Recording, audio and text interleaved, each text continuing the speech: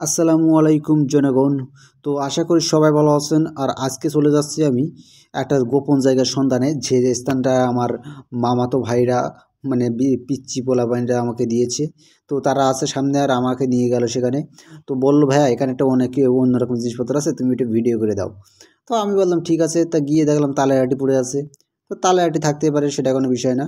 তালে আটির পাশে ছিল গোবর। তো ভাবলাম তালে আটির সাথে গোবর মিস্ত্রি মানে একসাথে করে খাইয়ে ফেলাইছে। তো কেস জন্য বললাম, এটা দেখুন এখানে পড়ে আছে আমের আটি। তো তাহলে আম প্লাস তাল দুইটাই খাইছে। তার সাথে দেখলাম স্পিডের সিপি আছে। তারপরে আছে দেখুন জামদানি সিগারেট, মানে শেক মনে হয় এটা।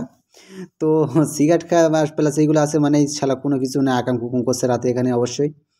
তো তারপরে হঠাৎ করে দেখলাম একটা গেঞ্জি। তো গেঞ্জি দেখে তাহলে আর কোনো বুঝতে সমস্যা নেই যে এখানে নিশ্চিত কোনো গাঁজাখোররা মানে পার্টি করেছে রাত্রে। তো তারা জায়গা তো পায় না, এই ফাঁকা জায়গায় এমন একটা জায়গা করেছে দেখুন। তারপরে দেখলাম একটা স্পিডে কোড আছে। আর এতগুলো তালের মানে আটি কি বলবো, এতগুলো তালের আটি খাইয়া সব ফেলাই থুয়ে দিয়েছে। শালার কি শয়তান, মানে নিচে চুরি করা জিনিস সব। আর এই দেখুন সিপি, আর ওই স্পিডে কোটার মুখে একটা দেখতে পাচ্ছেন পাইপ মতো আছে। আর ওইটা শোকার পর আমি তো পুরোই হতবাক। তো সেটা ছিল মনে করেন একটু গাঞ্জা টাইপের গন্ধ।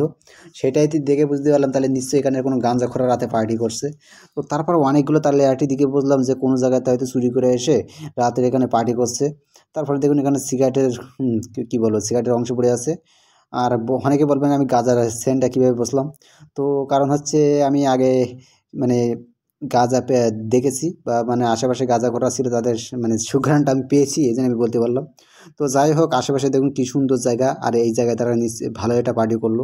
তো সবাই ভালো থাকবেন, সুস্থ থাকবেন, আজকে এই পর্যন্তই। আসসালামু আলাইকুম, সবাইকে টাটা।